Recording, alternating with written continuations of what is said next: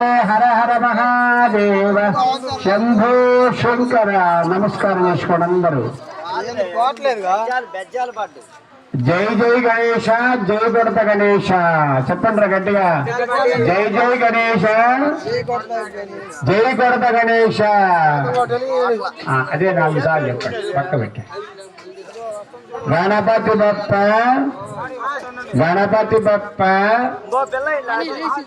గణపతి బప్ప. వినిపించట్లేదు.